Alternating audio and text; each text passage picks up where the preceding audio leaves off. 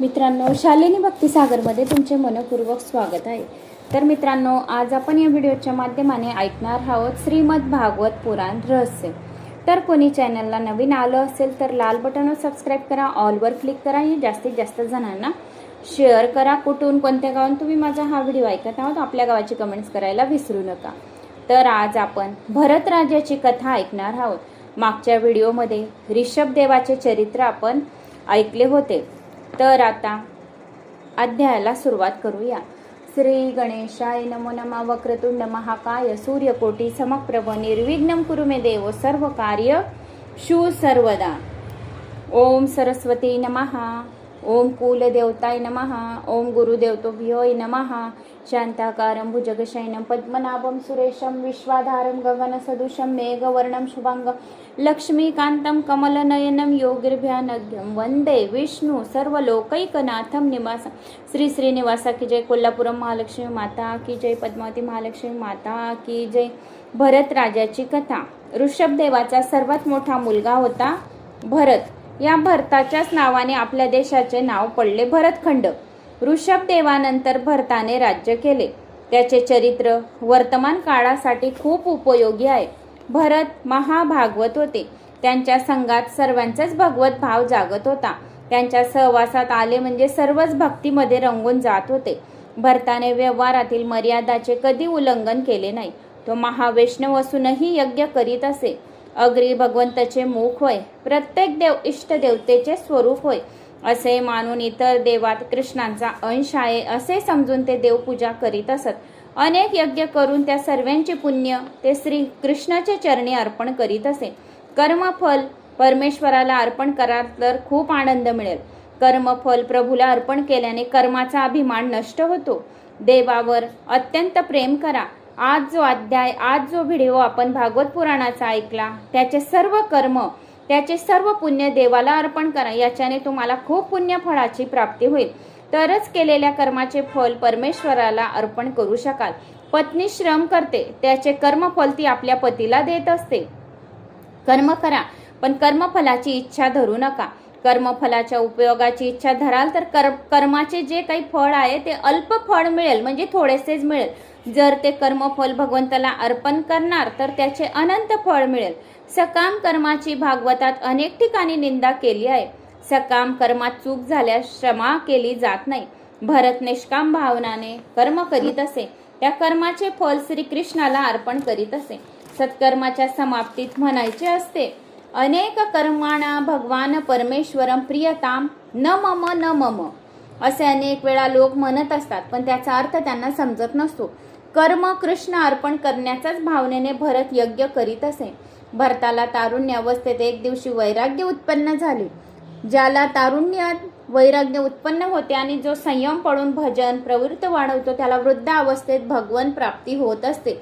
वृद्धावस्थेत शरीर असमर्थ होत असते, क्षीण होऊन जाते, म्हणून त्या अवस्थेत भक्ती घडत नसते। म्हणून आपली जवानी असते, जवान असतो त्या काळातच आपण भगवत भक्ती घडून घेणे अतिशय महत्त्वाचे आहे। तपश्चर्या तारुण्यातच केली जाऊ शकते। वृद्ध अवस्थेत तपश्चर्या केल्याने पुढील जन्म चांगला मिळत असतो। शरीर दुर्बल झाल्यावर ब्रह्मचर्य पाळण्यात काही अर्थ नसतो। प्रभू रामचंद्र युवा अवस्थेत वनात गेले होते। वनवासाच्या वेळी त्यांचे वय 27 वर्षाचे होते व सीतामाई फक्त 18 वर्षाची होती। प्रभू रामचंद्रांनी तारुण्य अवस्थेतच रावणाला मारले होते। तुम्हीही आपल्या कामरूपी रावणाला वेळीच नाश करा। वृद्धावस्थेत येणारे वैराग्य खरे वैराग्य नसते। तारुण्यात वैराग्याची परीक्षा होत असते। ज्याच्याजवळ काही नाही त्याच्या त्यागात काही अर्थ नसतो। तारुण्यात सुख संपत्ती असूनही जर विषय सुखात मन न रमले तर ते खरे वैराग्य समजावे। भरताचे मन घरात रमत नसते। राज वैभव सुख संपत्ती स्त्री पुरुष सर्व काही असते, पण डोळे झाकल्यानंतर यापैकी काहीही राहत नाही। जन्म होण्यापूर्वी जीवाला कुणी नातेवाईक नसतो, तसेच मृत्यूनंतर सुद्धा जीवाला कुणी नातेवाईक नसतो। आरंभपण आणि अंतिपण कुणीही नातेवाईक नसतो। मायाच मध्यंतरी जीवाला प्रभावित करीत असते। भरताला वाटत असे की सांसारिक सुखाचा उपयोग जर मी केला तर पुष्कळ वर्ष घेतला, आता विवेकपूर्ण मी त्याग करावा। त्यांचा त्याग करून टाकणार आहे। त्यांनी जीवनात बुद्धिपूर्वक त्याग केला। विषयांचा अन्नछेने बलपूर्वक त्याग करावा लागला। तर दुःख होत असते, पण स्वइच्छेने समजून उमजून बुद्धिपूर्वक जर त्याग केला तर शांती प्रदान ठरते. जर विषय आम्हाला सोडून गेले आणि आम्ही अशांत होतो, जर स्वयं आम्ही विषयांना सोडून दिले तर आम्हाला शांती मिळते. परमेश्वराने या 6 वस्तूमध्ये माया ठेवली आहे आणि म्हणून त्यात मन फसत असते. कशा कशात माया आहे?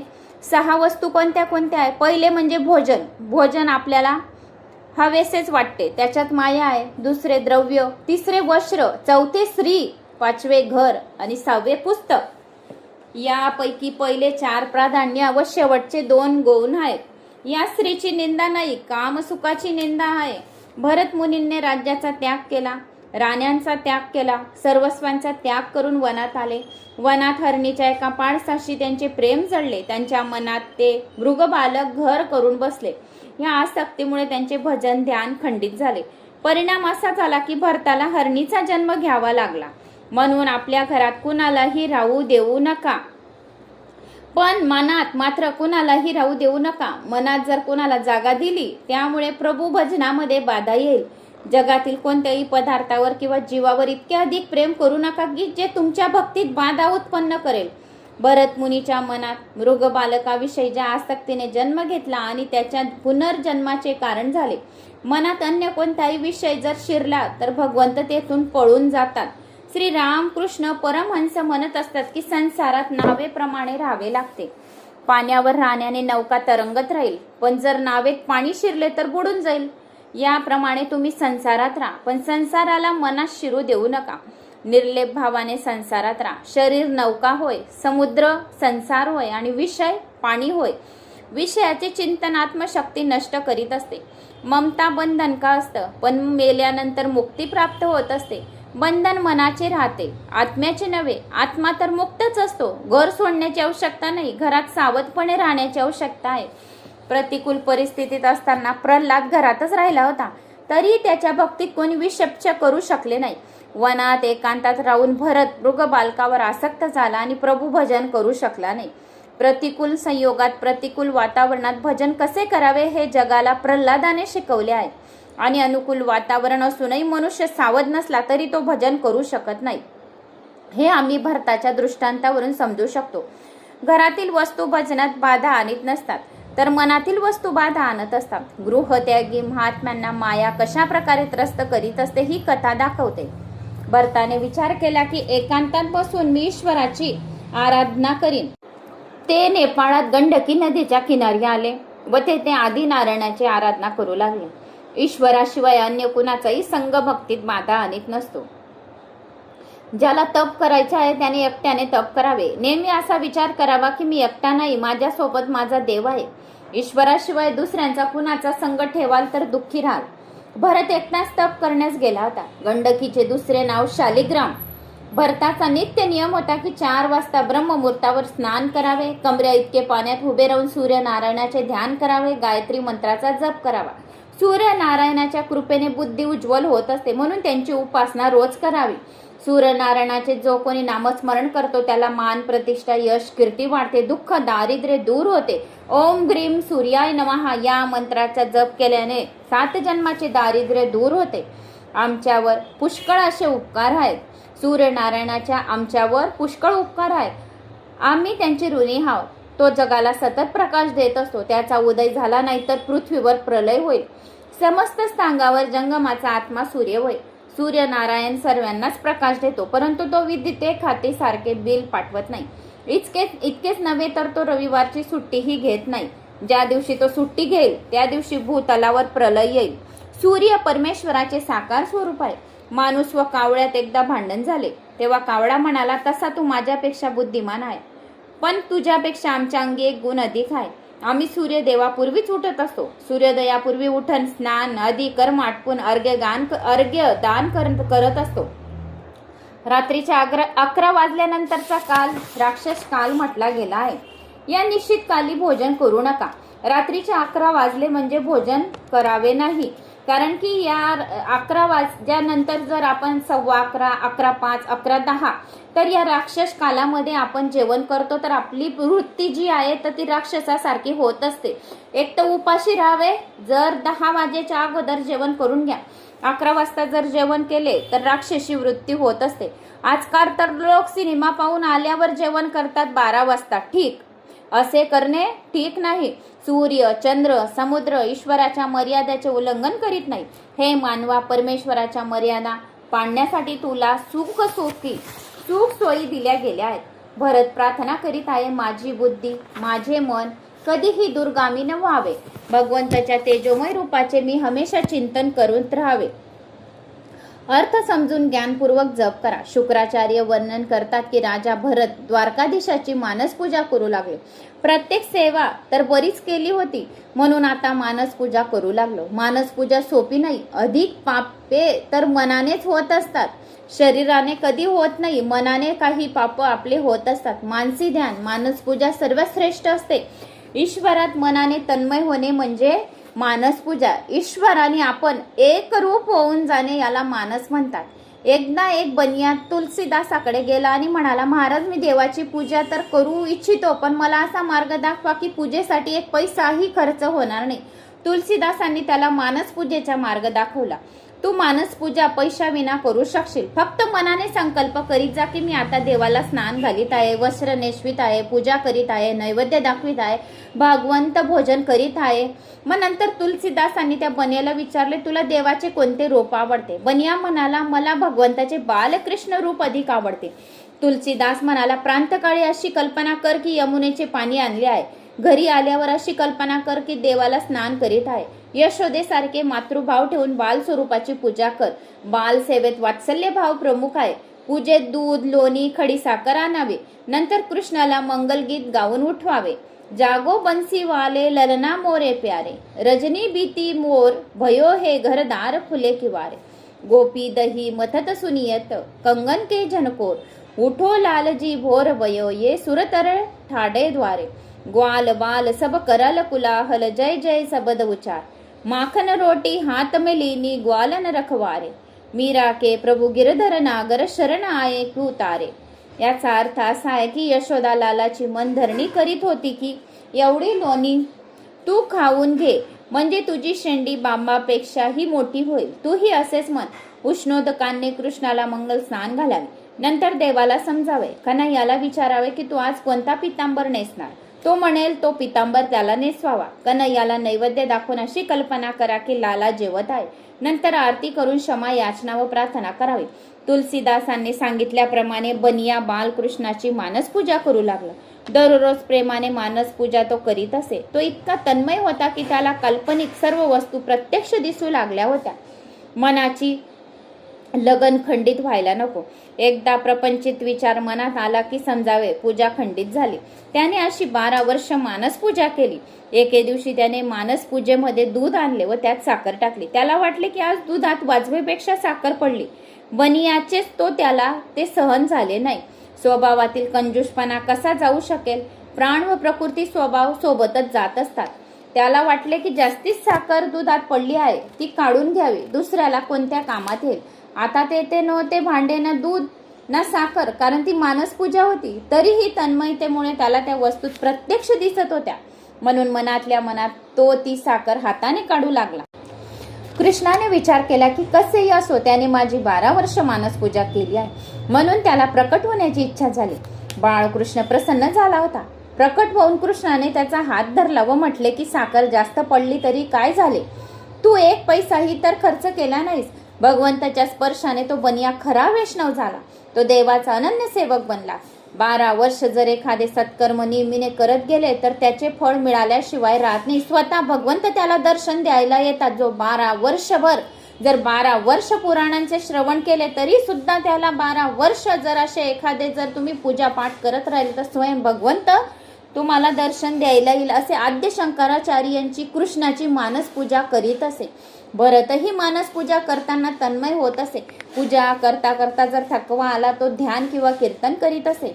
देवाच्या मागे जो लागतो त्याला माया सत्वित असते, परंतु जो मायेच्या प्रभावात वाद जातो त्याला ती बाधा करीत नाही. मायेला वाटत असते की हा तर माझ्या प्रवाहाचा वाहला जात आहे, माझ्या बदीच आहे. मायेची गती मोठी विचित्र आहे.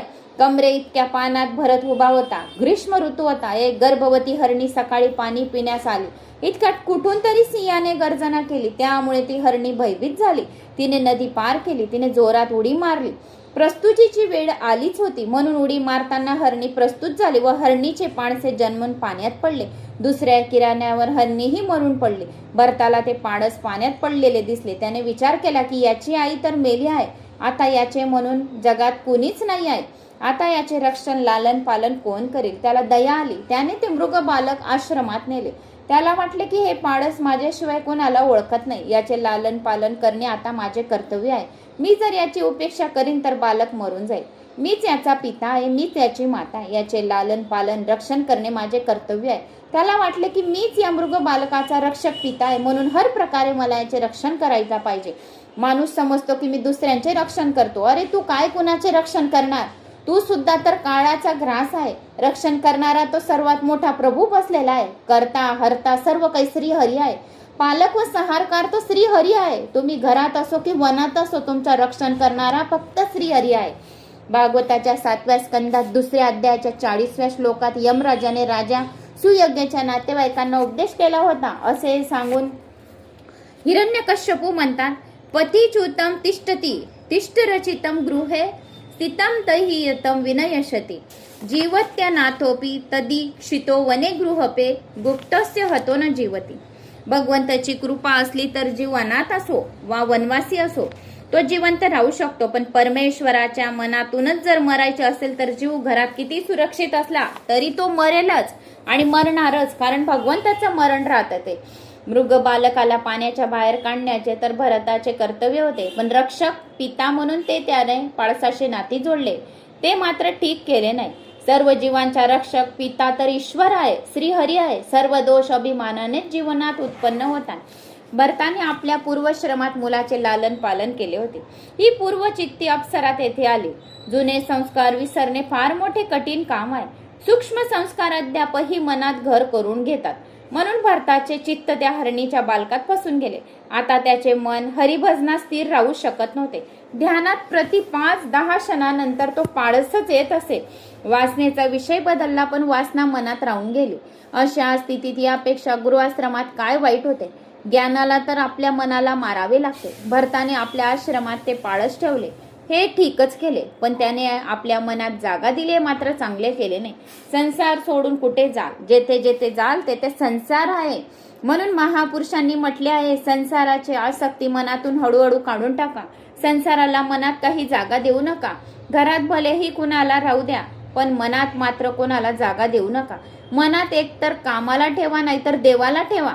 दोन्ही सोबत एका ठिकाणी राहू शकणार नाही, म्हणून देवाला आपल्या मनामध्ये ठेवा असे म्हटले आहे. तुलसी दोनो नहीं रही रवी जननी एकठाम. भजन व भक्तीत बाह्य जाग बाधा रूप नसते, तर अंतकरणातील वासनाच बाधा रूप आहे. ते पाडस भरताच्या झोपडीत राहत नव्हते, तर त्याच्या मनातही त्याने घर केले होते. त्याने घर, राज्य, पत्नी, संतान सर्वांचा तर त्याग केला होता, पण शेवटी त्या पाळसाच्या मायेत फसून गेला. परोपकाराची भावना ही साधकाला त्या साधनेत बाधा आणून देते. परोपकाराच्या फंद्यात अधिक पडू नका. तसेच तर परोपकार करणे सर्वांचा धर्म आहे, पण परोपकार असा करू नका की जेणेकरून प्रभूचे विस्मरण होईल. संसारात माणसाने कपटी होऊ नये, परंतु सरळ सुद्धा असू नये. परमेश्वराचे ध्यान साधत नसेल तर हरकत नाही, पण जगातील स्त्री, पुरुष, जड पदार्थ यांचे ध्यान मात्र करू नका. भरताचे प्रारब्ध पाळसाच्या रूपाने त्याच्या समोर आले. प्रारब्ध तर भोगावेच लागतात. ज्ञान झाल्यानंतर जर वासना नष्ट न झाली तर ज्ञान दृढ होत नाही. ज्ञान दृढ होण्यासाठी प्रथम वासनेचा क्षय करावा लागेल. मन वासनेत जर फसले आहे तर भरत मुनी तसे तर महाज्ञानी आहेत, पण ज्ञानानंतर जर मन ताब्यात नसेल तर ज्ञान स्थिर होत नाही. जोपर्यंत ज्ञानी मन आणि वासना यांचा नाश करीत नाही तोपर्यंत त्यांची भक्ती आणि ध्यान स्थिर होत नाही. वासनाच्या वेगेत कित्येक वेळा ज्ञान वाहून जात असते. जो वैराग्याशिवाय गृह त्याग करतो तो वनातही नवा संसार उभा करू शकतो. भरत ज्ञानी तर आहेत, पण वासनाचा नाश करू शकला नाही. घरात राहून पूर्ण वैराग्य सिद्ध होईपर्यंत घर सोडू नका. ज्ञानाचे 2 प्रकार आहेत. ज्याने अधिक उपासना केली तो कृतोपासती ज्ञानी होय, त्याला माया त्रस्त करीत नाही. पण अक्रोतोपस्ती ज्ञानी, त्याला माया विघ्न करणारी असते. वासनेचा नाश केल्याशिवाय तत्वानुभव येत नसतो. वासनेचा नाश केल्याशिवाय तत्वज्ञानाची प्राप्ती झाली तरी ब्रह्मनिष्ठा प्राप्त होत नसते. हे भरताचे चरित्र याचे उदाहरण होय. आता भरताला आतापर्यंत अप्रोक्ष साक्षात्कार झाला नव्हता. जर तो झाला असता तर त्याचे मन पाळसामध्ये गुंतले नसते. भरताला आतापर्यंत अप्रोक्ष साक्षात्कार झाला नव्हता. जर तो झाला असता तर त्याचे मन पाळसामध्ये गुंतले नसते. भरत आता दिवसेंदिवस त्या पाळसाच्या लालन पालनात व्यस्त राहू लागला. परिणाम असा झाला की संध्या, पूजा, नित्यकर्म हळूहळू सुटून गेली. भरत त्याला हिरवे कोवळे गवत खाऊ घालीत. ते भरताच्या अंगासाठी तसे गळ्यात पाय टाकीत असे. तेव्हा भरताला वाटत असे की किती सुंदर व शहाणे आहे हे बालक. दिन प्रतिदिन भरताची ही आसक्ती वाढू लागली. एके दिवशी ते पाळस खेळता खेळता दाट जंगलात निघून गेले. रात्र झाली तरी परत आले नाही. भरताला काळजी वाटू लागली. त्या बालकाचे काय झाले असेल, ते केव्हा परत येईल. काळाला कुणाचीही दया येत नाही. काळ सदा सर्वदा सावध असतो. न ही प्रतीक्षते मृत्यू कृतमस्य न वा कृतम. मृत्यू असा कधीही विचार करीत नाही की याचे कार्य अपूर्व आहे की पूर्ण झाले आहे. म्हणून प्रतिक्षणाला सावध राहा. मृत्यूसाठी नेहमी तयार राहावे. असे जीवन जगा की मृत्यू केव्हाही येवो. सावधपणे नेहमी असावे. कधी असे मात्र नवो की तुमची तयारी असू नये व मृत्यूने तुम्हाला उचलून न्यावे. भरताला नेण्यास काळ आला. त्यावेळी भरताला पाळसाचे स्मरण झाले. मृत्यू समयी त्याने देवाचे चिंतन न करता पाळसाचे चिंतन करून देह त्याग केला. त्या मृग बालकाच्या लालन पालन करण्याने भरताला आत्मस्वरूपाचे विस्मरण होऊन गेले. मृत्यू समयी त्या मृग बालकाचे चिंतन करीत राहिल्याने त्याला पुढील जन्म मृगाचाच शरीर मिळाला. माणूस पुढील जन्माची म्हणजेच पूर्वजन्माची तयारी याच जन्मात करीत असतो. या जन्मात बीज मिळत असते, फळ नव्हे. पूर्वजन्मात तप वाया जात नसते. पूर्वजन्मात केलेले भजन व्यर्थ जात नसते. भरताला मृग शरीरात पूर्वजन्माचे ज्ञान बाकी होते. पशु पक्ष्यांचा अनादर कधी करू नका. असे होणे शक्य आहे की एखादा महात्मा काही कारणाने पशुपक्षी बनून आला तर अहिल्यासारखी महासती दगड बनून गेली होती. राजा मृग गिरमिट बनून गेला होता. नल हा कुबेर गंधर्व वृक्ष बनून आले होते. कुणी सिद्ध पुरुष वृक्ष बनून आला तर कुणा जीवाकडे काही अपराध घडले तर त्याला पशुपक्षीच्या योनीत जन्म घ्यावा लागतो. भरत मृगाच्या योनीत जीवन जगत होता. त्याने पूर्वजन्मीचे ज्ञान होते. त्यांना आठवत होते की मी याच गंडकी नदीच्या तीरी तपश्चर्या करीत होतो. पण याच ठिकाणी मी ते मृग बालक उचलून नेले होते आणि त्याला मी माझ्या आश्रमात आणले होते. त्याच्यावर माझी अत्यंत प्रीती असल्यामुळे मला हरणाचा जन्म मिळाला. तुम्ही ज्याची जास्त प्रीती करणार, ज्याचे जास्त स्मरण दिवसभर करणार, तुम्हाला तोच जन्म पुढे भेटणार आहे. पण शेवटच्या क्षणी मृत्यूच्या वेळी आपल्या मुखातून काय निघायला हवं? श्रीराम, श्रीहरी, राम नाम जर आपल्या शेवटच्या वेळी जर निघाला तर आपल्याला मोक्ष प्राप्ती आहे. जो व्यक्ती मृत्यूच्या वेळीस जी व्यक्ती मृत्यूच्या वेळीस जर त्याच्या मुखामध्ये तुलसी पत्राने जर त्याच्या मुखामध्ये पाणी टाकून दिलं आणि जय श्रीराम बोलले तर त्याच्या कितीही जन्माची मोठी मोठी पापं होय, सर्व पापे जळून भस्म होतात. पण तुलसीच्या दलाने त्याच्या मुखामध्ये काय करावे? पाणी टाकावे आणि जय श्रीराम असे म्हणावे आणि तुलसी पत्र कुठेतरी त्याच्या शरीरावर लावून द्यावे. याच्याने त्याला 100% मोक्षाची प्राप्ती होईल. तर असा हा उपाय केल्याने सुद्धा जो व्यक्ती मृत्यू समयी मरतो तर त्याला मोक्षाची प्राप्ती होते. झालेल्या सर्व पापांचे नाश होते. म्हणून मृत्यू समयी कधीही कोणाचे स्मरण करू नये. फक्त देवाचे स्मरण करावे. नाहीतर तुम्ही ज्याचे स्मरण करणार तोच जन्म तुम्हाला पुढे भेटणार आहे. भरत मृगीच्याच योनीत जीवन जगत होता. कारण का? तो मेलेच्या वेळेस मरता मरता पण त्या पाळसाचे त्याने स्मरण केलेले होते. म्हणून ज्याच्यावर अत्यंत प्रीती राहते तोच जन्म घ्यावा लागतो. मी ज्ञानी होतो, योगी होतो, पण आज मला 4 पायाचा काय बनावा लागलं? पशु. कारण मरता मरता पाळसाचे स्मरण केले, हरणीच्या पाळसाचे स्मरण केले, म्हणून त्याला हरिणीचा जन्म मिळाला. आता मला नवीन प्रारब्ध उत्पन्न करायचे नाही. मी जे सोबत आणले आहे तेच मी भोगेन. हरणीच्या रूपात असलेला भरत नदीत स्नान करतो. झाडाची वाढलेली पाणी खात राहतो. तो गवत खात नाही, कारण त्यावर जंतू असतात. त्यामुळे हिंसा होईल. नवीन प्रारब्ध बनायला खूप वेळ लागतो. कारण की नवीन काही जर आपल्याला जन्म भेटला तर परत पुण्य कमवायला खूप वेळ लागतो. आपण एवढे पुराण पाठ का श्रवण करतो की आपल्या झालेल्या कर्माचे काय व्हायला व्हायला पाहिजे, काही पापांचा काय व्हायला पाहिजे, जे वाईट कर्म आहेत तर त्यांचा नाश व्हायला पाहिजे. म्हणून तर आपण पुराणांचं श्रवण करतो. पुराणांचं बी श्रवण केले तरी ब्रह्महत्येसारखी मोठी मोठी, राक्षसांसारखी मोठी मोठी, पर्वतांसारखी मोठी मोठी पापे काय होतात, जळून भस्म होतात. एक पुराण जर श्रवण केले तर, आणि आपण 18 पुराणांचं श्रवण करणार आहोत. तर कोणी ऐको ना ऐको, पण आपण मोबाईल घ्यायचा, व्हिडिओ लावून द्यायचा आणि श्रवण करायचा. कारण का की आपण खूप काही वाईट कर्म केलेले असतील, काही पापे झालेले असतील, आपल्याला माहिती नाही दापी. कारण आपण मनुष्य जन्मात आलेलो आहे. तर का आलेलो आहे? पापे भोगण्यासाठी. पापांचा, आपल्याला झालेल्या कर्मांचे, आपल्या पदरी काही पाप उरलं असेल म्हणून आपल्याला हा जन्म मिळाला आहे, नाहीतर आपल्याला मोक्ष मिळाला असता. म्हणून जे काही वाईट कर्म झालेले असतील तर त्याचा आपल्याकडून काय व्हायला पाहिजे, नाश व्हायला पाहिजे. भगवंताला सांगावे, श्रीहरीला सांगावे, भगवान शिवाला सांगावे की रोज माझ्या हातून काहीतरी पुण्याचे कामं हो, आणि जे काही माझ्या हातून पाप झालं असेल रोज पापांचं स्मरण करावे. आपल्याला माहित नाही पाप काय केलंय आपण, पण काय बोलावे भगवंताला, झालेल्या पापांचा नाश कर आणि पुण्याची गणना करू नये. झालेल्या पुण्याला विसरून जावे. जर वारंवार पुण्य तुम्ही स्मरण करत राहणार, मी हे पुण्य केलं, मी हे पुण्य केलं, तर ते पुण्य काय होऊन जाईल, क्षय याने संपून जाईल. पुण्याला विसरून जावे, पापांना आठवण ठेवावे. म्हणून काही कामं जी आहेत तर ती गुपितच ठेवावी. म्हणून अशा प्रकारे भरताला आता काय करावं लागत आहे, एक 4 पायाचा पशु बनून सर्व काही जीवन यापन करावं लागत आहे. तर आता ते हरिण जो भरत आहे, तर त्यामुळे तो काय करत आहे, आता फक्त वाळलेली पानं खात आहे. हिरवी पानं का खात नाहीये? जंतू असतील तर जंतू खाल्ल्याने काय होईल, अधिक पाप लागेल, ज्यामुळे हिंसा होईल आणि नवीन अजून कर्म डायरीमध्ये लिहातील. म्हणून तो फक्त वाळलेली पानं खात आहे. या मृगदेहातही भरत एकादशीचे व्रत करीत असत. प्राचीन काळात पशुही एकादशीचे व्रत करीत असत. आजकाल तर माणसे एकादशीचे व्रत करत नाही, पण ते हरणाने एकादशीचे व्रत केले भरताने. नंतर भरताने मृगदेहाचा त्याग करून एका ब्राह्मणाच्या घरी जन्म घेतला. परत त्याला जन्म मिळाला. आज मानवी जीवन अतिशय विलासी झाले आहे. प्रचेत संयम, सदाचार, भगवत भक्ती वाढल्यानंतर संतांचा जन्म होत असतो. विलासी मात्यापित्यांच्या घरी संतांचा जन्म होत नसतो. जन्म घेण्यासाठी संत योग्य स्थळ, सुपात्र कुळ शोधत असतात. पवित्र ब्राह्मणाच्या घरी भरताचा जन्म झाला.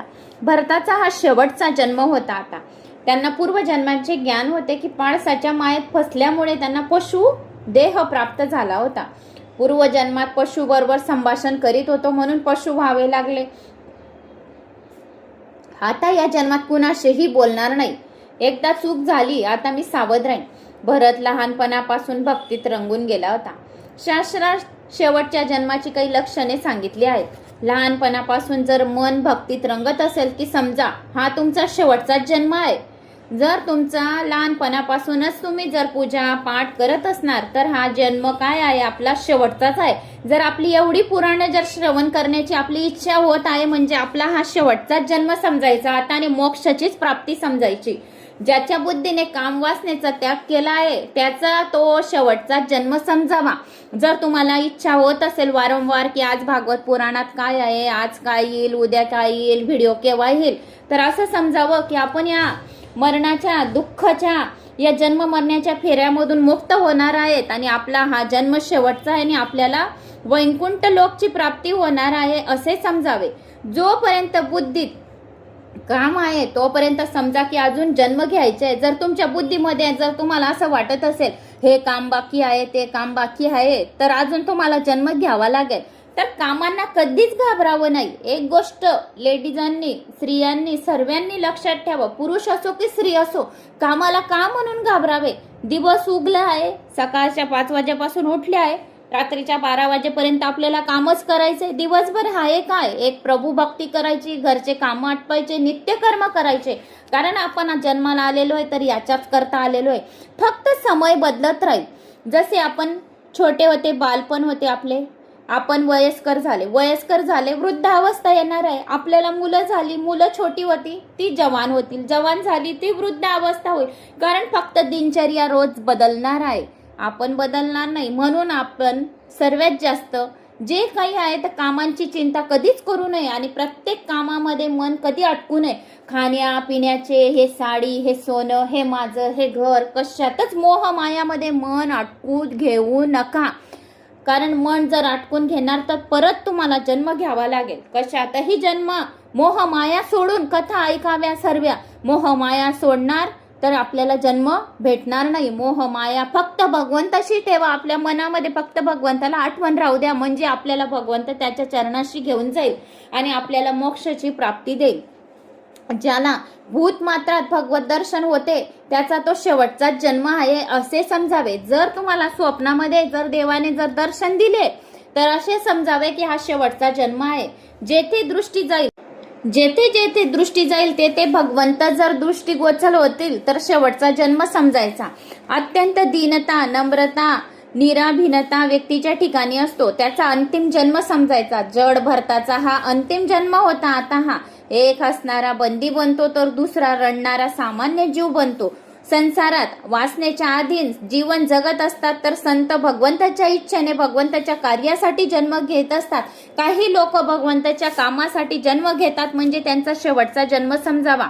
जर सांसारिक दृष्टीत संत जड दिसतात पण आनंदमय चेतन प्रभूला विसरून सांसारिक सुखात फसलेला मनुष्य खरोखर जड समजावा.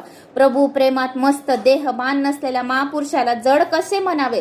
परंतु संसाराच्या विपरीत मान्यताच्या रीतीमुळे सांसारिक लोकांनी भरताचे नाव जड भरत ठेवून दिले. लोक जड भरताला मूर्ख म्हणत. तेव्हा जड भरत म्हणत असे की लोकांनी मूर्ख म्हटले तर त्यात माझे काय बिघडले, मला काही फरक पडत नाही. पण पूर्वजन्मात ज्ञानाचे प्रदर्शन करायला गेलो तर दुःखी झालो. आणि ज्ञान दुसऱ्यांना उपदेश करायला नसते. ज्ञान हे फक्त ईश्वराची आराधना करायला असते. वारंवार ओम नमो भगवते वासुदेवाय नमः जर हा मंत्र वारंवार येत असेल तर हा शेवटचा जन्म समजावा. ज्ञान भोगासाठी नव्हे तर भगवंतासाठी असते. शंकराचार्यांनी असे म्हटले गेले आहे, विदुषाम यच्छ वेदुषम भुक्ते न तू मुक्तेय.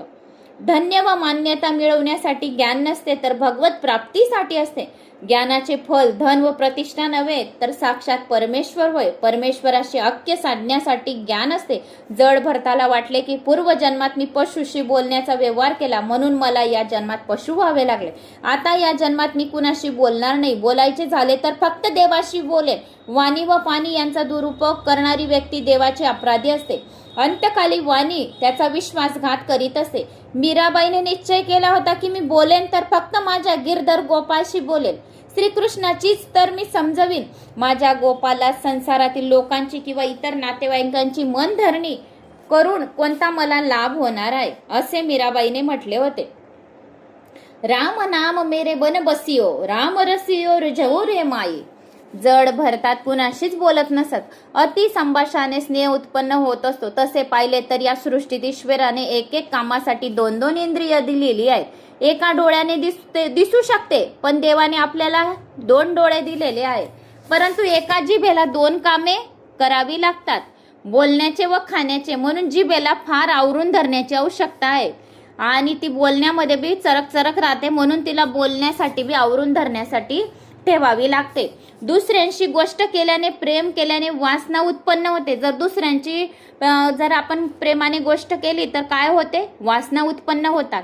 वैर आणि वासना यांचे नवे प्रारब्ध उत्पन्न होत असतात म्हणून पुन्हा जन्म घ्यावा लागतो. ज्याच्या मनामध्ये वासना जर राहिली तर जन्म पुन्हा तुम्हाला घ्यावा लागेल. जड भरत हर प्रकारे आपल्या मनावर अंकुश ठेवत असतात. तुम्हालाही आपल्या मनावर खूप अंकुश ठेवावा लागेल.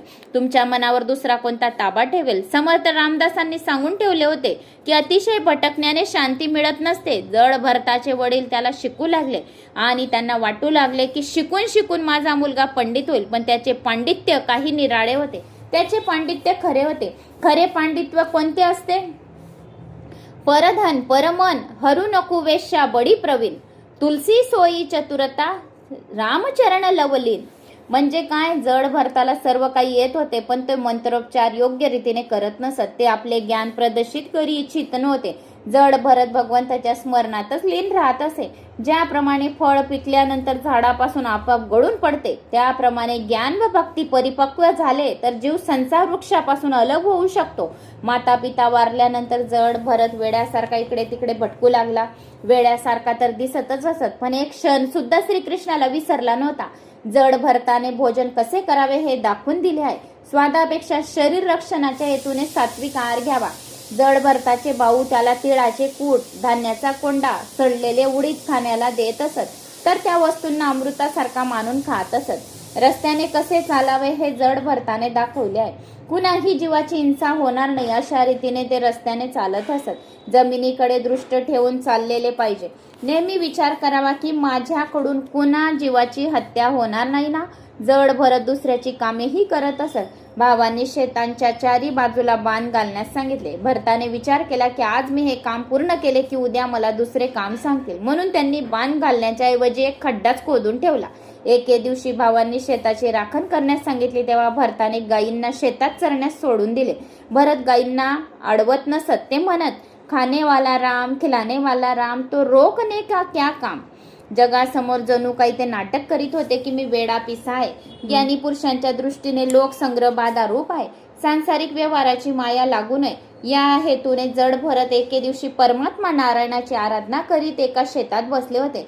एक भिल राजा निपुत्रिक होता. त्याने नवस केला होता की जर मला संतान होईल तर मी भद्रकालीला माणसाचा बळी देईन. त्याचा मुलगा झाला. राजाने सेवकांना आज्ञा दिली की बळी देण्यासाठी एखादा माणूस शोधून आण. राजसेवकांना त्या शेतात जड भरत दिसला. त्यांना वाटले की हा चांगला तगडा लठ्ठ आहे, यालाच आपण न्यावे. सांसारिक लोकांच्या दृष्टीत संत पागल असतात, तर संतांच्या दृष्टीत संसारात सुखात फसलेले सांसारिक लोक पागल दिसतात. त्या भिल राजसेवकांना जड भरत पागल वाटले. त्यांनी जड भरताना भद्रकालीच्या मंदिरात नेले. देवीला बलिदान द्या, पण कुणा जीवाचे नव्हे तर काम, क्रोध, लोभ, दुर्गुण रूपी पशुचे बलिदान करा. देवी भागवतात बलिदानाचा हाच अर्थ सांगितला गेला आहे. जड भरताला स्नान घातले, गळ्यात फुलांचा हार घातला, पंचपक्वानांचे ताट वाढून त्याच्या समोर ठेवले. भोजन साधन आहे तर भजन साध्य आहे. जड भरत भोजन करीत असत, पण त्यांचे भोजन भजनासाठी आले. भिल सेवकांना आश्चर्य वाटत असे की 2 तासांनी तर या माणसाला मरायचे आहे, तरी हा किती आरामाने भोजन करीत आहे. त्यानंतर भरताला मंदिरात नेण्यात आले. संतांची परीक्षा त्याच्या मनोवृत्तीवरून होत असते, दाढी जटा यावरून नव्हे. जड भरताने देवीला मनोमन प्रणाम केला. मस्तक नत करून शांत चित्ताने देवी समोर बसला.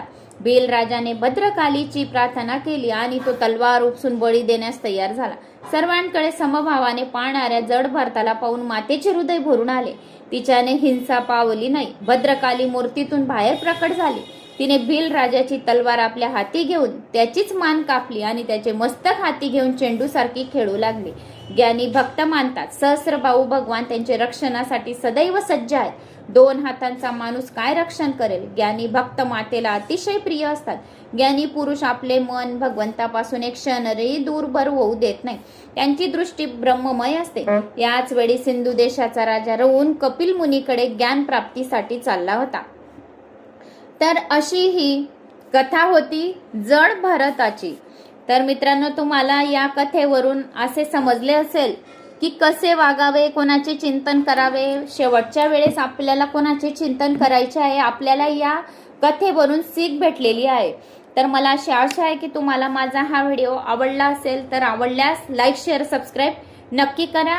असाच आपला 38 मिनिटाचा व्हिडिओ झाला आहे. तर आता आपण पुढच्या व्हिडिओमध्ये बाकी कथा ऐकूया. Like, share, subscribe. जय श्री महाकाल. ओम नमो भगवते वासुदेव.